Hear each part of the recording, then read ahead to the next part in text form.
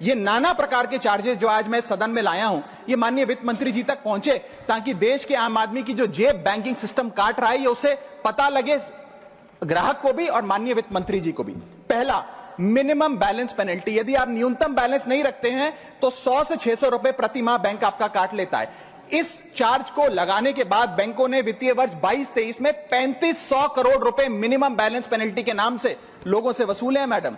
दूसरा charge, extra ATM usage. आपको ATM transaction के लिए 2 से 3 की मोहलत मिलती है, 2 से 3 की इजाजत मिलती है बैंकों द्वारा। अगर आप चौथा पांचवां ट्रांजैक्शन कर लें तो हर ट्रांजैक्शन पे 20 रुपए एटीएम चार्ज आपको देना पड़ता है। इनएक्टिविटी फी 100 से 200 रुपए सालाना, यानी कि अगर बैंक आप बहुत ज्यादा अपना अकाउंट यूज नहीं करते हैं तो बैंक इनएक्टिविटी के नाम पे भी चार्ज लगा देता है। फिर बैंक स्टेटमेंट आप मंगवाते हैं तो बैंक स्टेटमेंट इशुएंस चार्जेस के नाम पर आपसे 50 से 100 रुपए लेता है। फिर आप कहते हैं हमें एसएमएस अलर्ट के माध्यम से मेरे बैंक के खाते में क्या आ रहा है उसकी जानकारी मिले, तो एसएमएस अलर्ट चार्जेस के नाम पर भी प्रति क्वार्टर 20 से 25 रुपए आपसे लिया जाता है। ऑनलाइन पेमेंट करेंगे एनईएफटी की तो ट्रांजैक्शन फी भी ली जाती है। जबरदस्ती आपको पहले लोन बेचते हैं और फिर उसके बाद लोन प्रोसेसिंग फी के नाम पर 1 से 3% लोन अमाउंट का काट लेते हैं। और जब आपकी किस्मत ठीक चल रही हो और आप समय से पहले अपना लोन बकाया जो है उसका भुगतान करने बैंक पहुंच जाएं तो loan pre closure charges, early payment penalty के नाम पर भी बैंक आपसे पैसा वसूलता है।